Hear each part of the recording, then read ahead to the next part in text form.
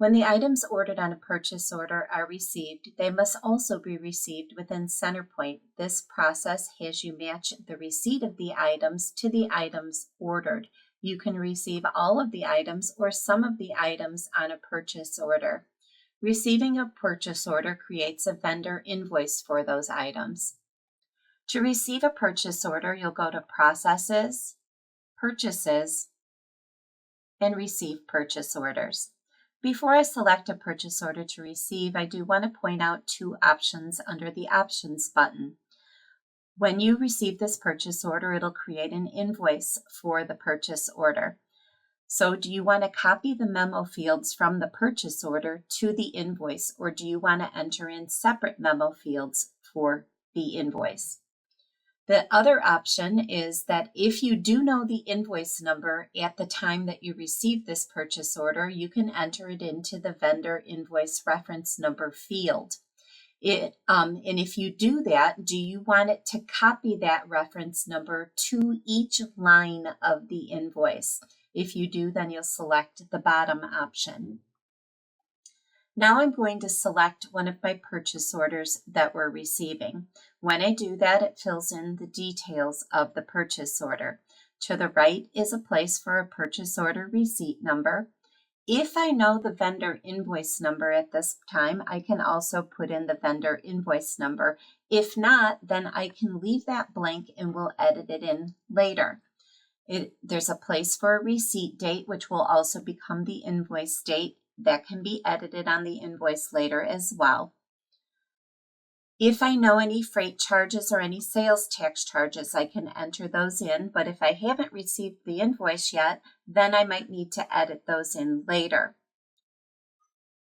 You'll usually want to place this invoice on hold. The reason being is, number one, if you haven't actually received the invoice yet, then you don't have those details like the invoice number, freight, and sales tax. So you'll want that to be on hold because you don't want it to come up for payment on the Pay Invoices Due screen. The other reason is the person receiving the purchase order might not be the person responsible for those vendor invoices and paying those vendor invoices. So you'll definitely want to place those on hold.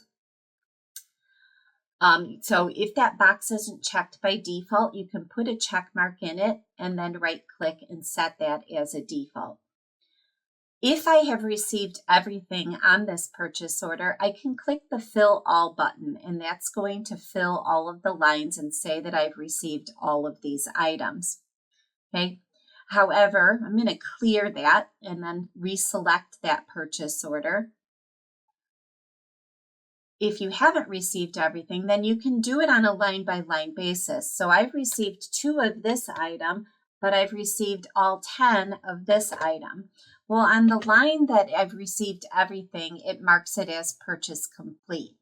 And on the line where I've only received 2, that isn't marked. So when I post this, it'll create, it'll leave open a purchase order for these remaining 2 items. If I don't want it to leave that open, then I can mark that line as purchase complete. Now on each line of the purchase order that you're receiving, if you need to adjust the amount, you can certainly adjust the amount on each of those lines. If you have a prepayment amount with that vendor and you want to apply a prepayment amount to this invoice that gets created, you can put in the amount that you're taking and applying. When you're ready to go ahead and create the invoice and post the receipt of this purchase order, you can click the Post button. Now, before we take a look at how to find those invoices on hold, I do want to point out that when you are receiving a purchase order for items that are on that are lotted or serialized, when you select that, and it shows you the items on the list, you won't be able to put in a quantity received on the box right over here, so it won't let you type in that box.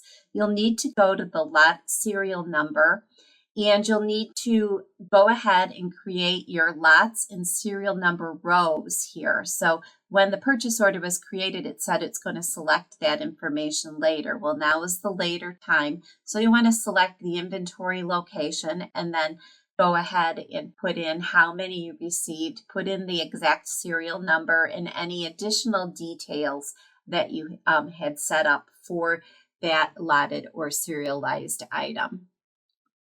Okay, so I just wanted to point that out. Now, how do we find those invoices that are on hold to go ahead and edit them or take them off a hold? Well, one way we can do that is underneath reports. There is a report called Open Invoices. Okay, so you want the one that's under purchases and accounts payables. When we highlight that, there is a filter called On Hold. Okay, now if that filter isn't showing on your list, you can go down to More Items and make sure you put a check mark in it. Well, we're going to select that option to yes. We want to see only those items that are on hold, and we're going to preview it. And so then if I need to edit this to put in things like the invoice number and freight and sales tax charges, I can double click on it. And that's going to bring up the edit screen. That came up on another screen on my computer, so I'm going to drag it over.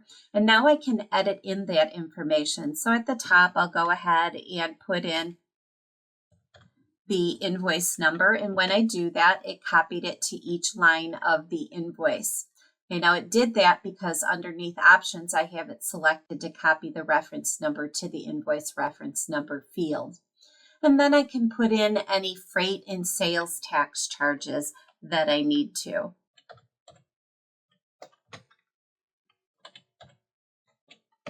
Okay, and if I need to edit any details for those, I can go to the detail button and put in any additional details on those expenses.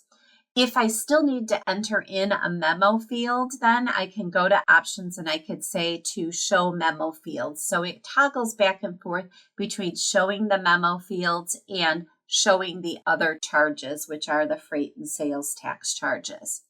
When I'm done editing this, before I'm done editing it, I'll usually want to take it off a hold. So after I've put in all of the details, I could take it off of hold and click save.